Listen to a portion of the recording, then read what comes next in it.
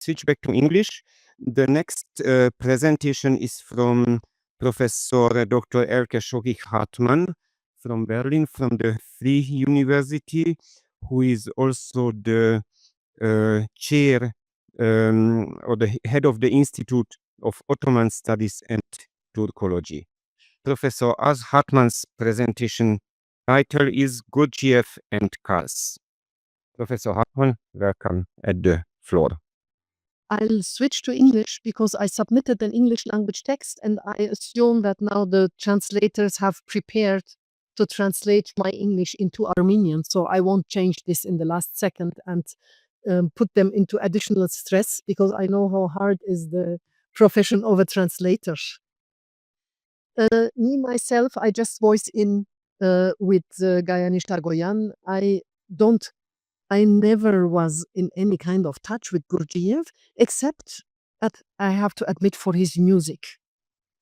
Otherwise, I have no idea and I had no idea about Gurdjieff, but I am a historian of the Ottoman Empire, and the city of Kars has a 40 years history with the Ottoman Empire when it was part of the Ottoman Empire.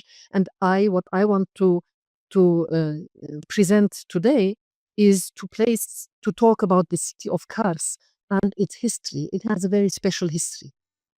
So I want to describe the city of Kars at the time of the 1870s and 1880s, when Gurdjieff spent a couple of years in the city.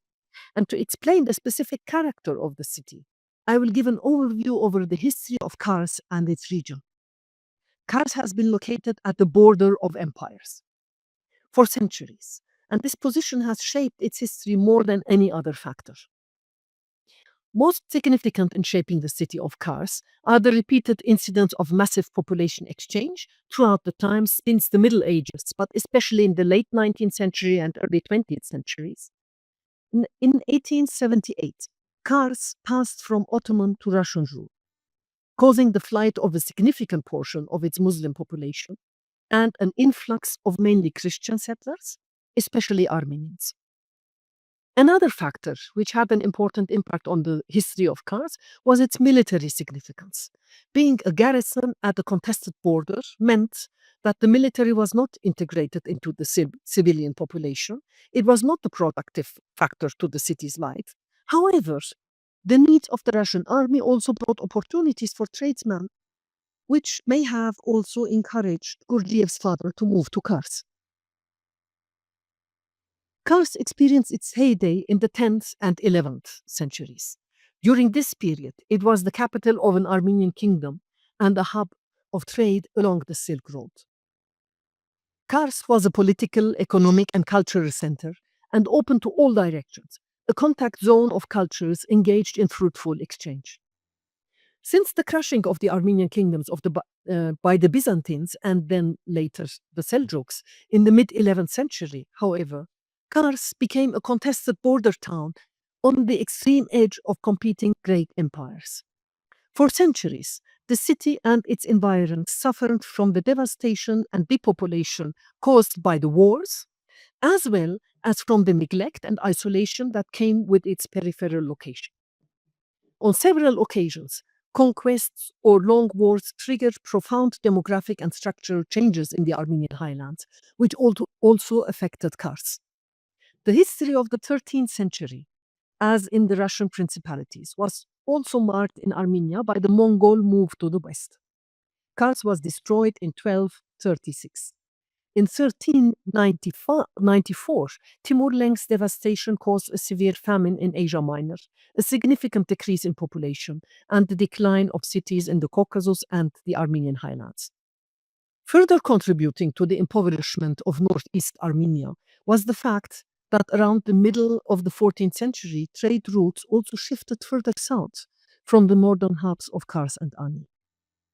So we see man-made disaster, war, but also we see a change, just a shift in trade routes affecting the region.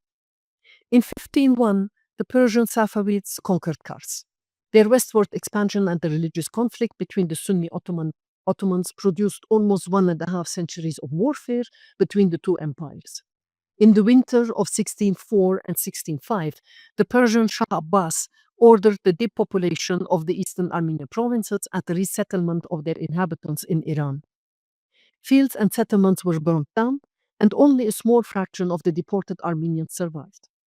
Kars was one of the depopulated cities. Only the peace treaty of 1639 ended that war. The western part of the Armenian highlands, including Kars, fell to the Ottoman Empire and remained Ottoman until the 19th century. Kurdish and Turkmen nomadic tribes moved into the deserted regions, where they could use the fallow land for pasture, while many of the Armenian craftsmen and merchants who had escaped deportation followed their compatriots to Iran because the economy had ground to a halt in their devastated homeland. Ottoman policy supported the influx of nomadic Kurds because of their Sunni religion, Islamic religion, even at the price of further decline in agriculture. The devastation was not entirely man-made, since Kars and the Armenian plateau, the Armenian highlands as a whole, is not only located at the intersection of different cultures and empires, but also at the boundary of tectonic plates. The frequent earthquakes played their considerable part in the periodic destruction of the city and the periodic destruction in the entire environment. In the 19th century, Kars was once again caught between the front lines. As an opponent of the Ottoman Empire in the east, Iran was now replaced by the Russian Empire, which continued its southern expansion in Transcaucasia at the beginning of the 19th century. The first attempt to conquer Kars failed in 1807. In 1828 and 1855, the Tsar's armies conquered Kars, only to surrender the city both times in the subsequent peace negotiations in exchange for concessions elsewhere. In relation to Russian interests in the Balkans and the Straits of the Bosporus and Dardanelles, Kars and eastern Anatolia, western Armenia as a whole, were secondary. Only after the third conquest of the Russo-Ottoman War in 1877-1878, when the Tsarist army had crushed the Ottoman forces and were able to dictate their peace to the Sultan at the gate of Istanbul, did the Kars region, together with the territories of Ardahan and Batu, come under Russian administration. For 40 years, from 1878 to 1918, Kars remained part of the Tsarist Empire. With the incorporation of the previously Ottoman province of Kars into the Russian Empire in 1878, the city gained new importance as the seat of a Russian garrison and experienced a boom. The city became not only the bridgehead of the Tsarist Empire on its Transcaucasian border, but also a Russian laboratory in the Ottoman world. With the Russian soldiers and administrators came immigrants from different parts of the Russian Empire. Kars became the new home for Russian minorities, refugees and exiles, among them Gurdjieff's family. The city's upswing owed much to this new diversity of its population with its dynamism and connection in all directions. Tsarist rule certainly came at the expense of the local Muslim elites and religious scholars who feared for the continuation of their privileges. Many Muslims followed their teachings and the promises of the Ottoman government and resettled in the provinces that remained Ottoman after the Russian conquest. For the Muslim population remaining in Kars province, however, the Tsarist administration did not mean hardship, but de facto an improvement in their standard of living, a lower tax burden, and better infrastructure than in the Ottoman Empire. The withdrawal of the Russian troops from Kars, Ardahan, Bayazid, and Erzurum after the Treaty of Adrianople, I'm jumping back in time, the Treaty of Adrianople in 1829, triggered a wave of Armenian refugees to Georgia and the eastern Armenian territories ceded to Russia by Iran only the previous year. There were two reasons for the eastward migration of roughly 100,000 Armenians. First, the Tsarist government encouraged the immigration of Armenians from Iran and the Ottoman Empire in the first half of the 19th century. After the victory over Iran in 1828, the government in St. Petersburg negotiated with the Shah of Persia the release of Armenians from northern Iran who were willing to immigrate. The Treaty of Adrianople in 1829 1829 enshrined a similar passage that allowed Ottoman Armenians to emigrate to Russia after an 18-month restriction period. The second reason was more important. Under Muslim rule, Christian Armenians were recognized as a minority, but they were discriminated against in important political, economic, and cultural areas. During the Russo-Persian War of 1826 to 1828, for the first time in centuries, the possibility arose of coming under Christian rule, and thus shedding the structural inequality imposed by Islamic law. In this situation, religious attachment in parts of the Armenian society expressed itself in a spontaneous Russophilia. After the return of Kars and the other conquered territories to the Ottoman Empire, the Armenians who stayed behind feared retaliation by the Muslims and followed the departing Russian troops, just as the Ottoman Armenian spiritual and secular elites, together with the Ottoman government, tried to prevent them from fleeing. The place of the Armenians who fled was taken by Kurds, Karapapaks, and other Muslim groups. The initial Russophilia among the Ottoman Armenians quickly gave way to disappointment at the lack of help. As a result of the Ottoman policy of centralization since the 1840s, the settlement of Muslim immigrants from the Caucasus and the settling of Kurdish tribes, violence and insecurity in the Armenian provinces of the Ottoman Empire increased sharply from the middle of the 19th century. Especially during the War of 1877-78, atrocities by Ottoman regular and irregular troops against Armenians in the border region increased. And therefore, the Russian army was also welcomed by many as a liberator in 1877, and the annexed territories of Kars, Ardahan, and Batum filled up with thousands and thousands of Armenian refugees from the Ottoman provinces. Although the Russian authorities, meanwhile, tried to prevent the influx of Armenians by all means. In 1895 and 96, massacres of Armenians took place all over the Ottoman Empire in response to their demands of the major European powers to improve the situation of the Armenians in the eastern provinces. As a result, the number of Armenian refugees and migrant workers in Kars jumped, equaling or even exceeding the population of the city as a whole, despite the Russian administration's rigid ban on settlement. At the same time, Armenians also migrated from Russian Transcaucasia. For the Armenians, Kars had become a safe refuge under Russian administration. For the Muslims, on the other hand, the Russian conquest was cause for flight. Since the middle of the 18th century, Russian southern expansion, first in the Crimea and later in the Caucasus, was accompanied by massive waves of immigration and expulsion of Muslims. Especially in the Caucasus, the Russian conquerors proceeded with particular brutality. The Ottoman Empire advocated the flight of Muslims from the regions that had fallen under non-Muslim rule for religious and ideological as well as reasons of population policy, and granted tax exemptions, privileges for their immigration. The Russian occupiers also encouraged the mass and permanent departure of Muslims from Kars. Even before the San Stefano Peace Treaty, the governor of Kars issued an order in January 1878 that forced every Muslim family leaving the region to sign a written declaration that they would never return. Around 11,000 Muslims left the city of Kars by the mid-1880s, and 65,000 Muslim immigrants are estimated to have left the Kars province as a whole. The large movements of refugees, the expulsion of Muslims, as well as the influx of Armenians, were countered by an active Russian settlement policy.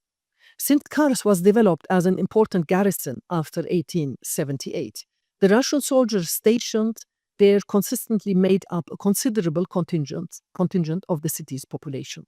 On a larger scale, Cossacks, Orthodox Russians, or Greeks, as well as Molokans and Duhubortsis, heterodox Russian communities that had split off from the Russian Orthodox Church in the 17th and 18th centuries, respectively, with popular Protestant teachings and practices.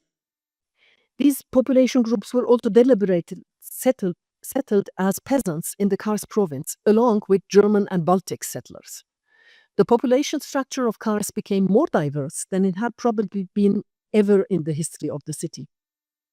The city also changed again from a majority of Sunni Muslims to a Christian-dominated settlement.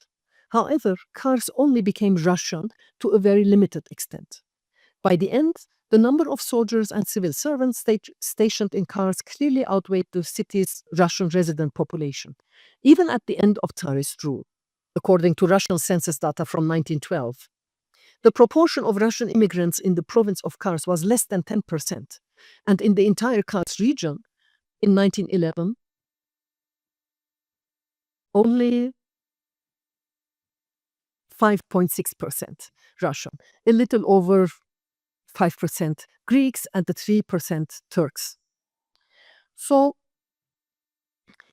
I skip a part of this talk about architecture, which you can see also in Gyumri. It has a Russian shape, but the main argument here is that the architecture is Russian, Baltic, but the population who fills it and the population who grants the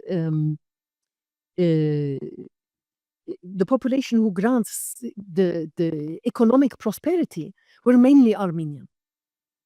So there was a very rapid development, and also it became an Armenian cultural hub. I only quote the Yerishi Charen's Yergir Nairi, which is a very important literature work depicting the Kars region. And Kars also became, Kars and the vicinity to Ani became a place of longing. And so these 40 years of Russian presence enabled for the Armenians, let's say after roughly, like after centuries, after almost 1,000 years, it was yet another, after the medieval Armenian kingdoms, it was another opportunity for the Armenians yet to flourish. And these were the periods where it was peaceful and where the city and the region as a whole were flourishing. So all this was lost in the First World War again. The First World War brought the opposite shift, again, a very radical population exchange. This time it was the Armenians either being murdered or fleeing, and it was an influx of Muslims. And among them, among the Muslims who came now and settled in Kars, there was a quite important population of Muslim refugees who had been expelled by Armenian nationalists from today's Republic of Armenia and Azerbaijan to come to settle in Kars. So today, now, we have a Muslim majority again, but quite a proportion of not Sunni Muslim, but Shi'i Muslim, what in history, in the historical sources are often called the Tatars. In fact, Azeri population who were driven out by Armenians. So you have this constant population exchange, and you have prosperity always in the shorter periods of time where the Kars and Ani region became centers and enjoyed peace. Otherwise, they were suffering from, devastation and influx, but also this situation gave an opportunity to reflect on plurality, on diversity. And this is also a feature that we combine, that we associate with Kars. Thank you.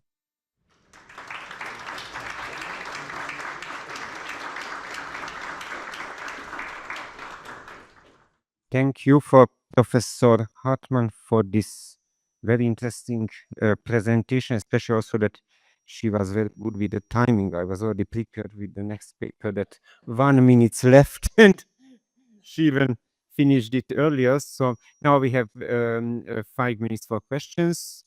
Aravelian higher income English. Von Skuzek. Oh, there is. Okay. And if you can shortly introduce yourself for the audience, just in one sentence. Shoghig. Okay, enter. Ես Benjamin. ուզում ձեր զեկույցի թեման էր Գյուրջիևը եւ Կարսը։ Ինչքան ես հասկացա, դուք երևի Կարսում եղել եք։ Այո։ Կարող եք ինձ ասել կամ գիտեք, որ ասենք թե երբ Գյուրջիևը ապրել է Կարսում, ինքը գնացել է եկեղեցական հոգևոր երգչախմբում երգելու։ Այո։ Որի հոգևոր հայրն է եղել Տեմյան Աբրոսամիչ Բորշը։ Հիմա կարող եք ասել, դա որ եկեղեցին է։ Հիմա այդ եկեղեցին կա գոյություն ունի, թե փոխվել է։ Իրականության մեջ ես պետք է խոստովանեմ, որ մանրամասն չեմ գիտեր եւ գրնամ սխալի, բայց ինչ որ գրնամ ասել, այսօր Քարսի մեջ մնացել է հայ տաճարը։ Այսօր մնացել է այդ եկեղեցին եւ ինչ որ գտեսնեք, ընդհանրապես, երբ որ այսօր ովևէ մեկը ճամփորդեք Թուրքիայում, շատ հայկական եկեղեցիներ չեն մնացել։ Այսինքն ամենեն կարևոր նույնիսկ ուխտավայրերը եկեք մտածենք Մշոսուր Կարաբեդի մասին, որ մեկ քար այլևս չի գա։ Բայց Քարսի տաճարը գեցած է, ինչ որ ռուսերուն օրով ռուսները գառուցեցին իրենց եկեղեցին ճիշտ կողքին, են գառուցեցին զանգագադուն եւ երբ որ վերջավորության յետ ինգածե իսլամներուն թուրքերուն ցերկը այնադեն ռուսական բաժինները ամիջապես քանթեցին, բայց հայկական եկեղեցին մնացած է եւ ուրեմն իմ ենթադրությունս այն է, որ հենց այդ տաճարին շուրջ եւ տաճարին մեջ կգադարվի նաեւ այդ հայկական եկեղեցական կյանքը եւ ուրեմն նաեւ Գուրջիևի գեցությունը եւ Գուրջիևի երաժշտությունը, բայց շատ մեծ վստահությամբ չէ որ կսեմ, որովհետեւ Գուրջիևի մասնակից չեմ։ Շնորհակալություն։ Շնորհակալություն, ուրիշ հարց։ Դոկտոր Շաքուրյան։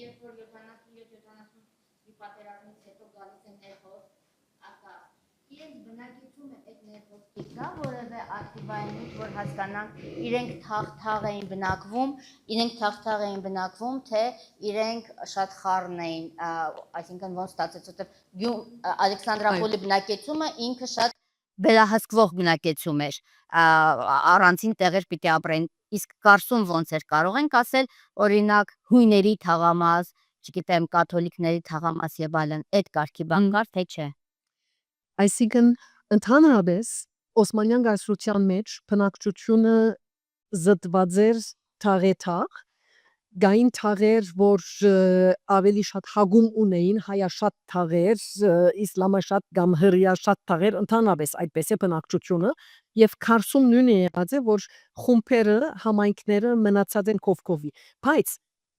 եվրոպացիներուն, արևմտյան եվրոպացիները ունին գետտոյի հասկացողությունը, որ օրենքով արգելված է կամ արտոնված է միայն որոշ թաղամասերու մեջ ապրիլ եւ փագեն եւ այդպիսի տեսակ բնակչություն երբեք չի եղել ոչ ռուսական գայսրությունում ոչ էլ օսմանյան գայսրությունում հիմա կան արխիվային նյութեր օսմանյան արխիվին մեջ կան նյութեր կա նաեւ ռուսական արխիվին մեջ թուրք հետազոտողը թուրք պատմաբանը Ջանդան Բադեմ աշխատած է շատ մանրամասն երկու արխիվները օգտագործելով եւ ուրեմն ինքը նաեւ ավելի շատ թաղամասերու մասին ես հիմա բնակչության կամ գրոնքի առումով այնքան մանրամաս չեմ գնարեցել ինչ որ ավելի հստակ է մեր պատկերում մեջ շատ այսինքն կոչեցյալ իսլամական քաղաքի մեկ երևույթ է որ օրինակի համար կոշկագարները բոլորը կբնակին մեկ կամ իրենց խանութները ունին մեկ փողոցի մեջ բայցակ շինողները բոլորը մեկ փողոցի մեջ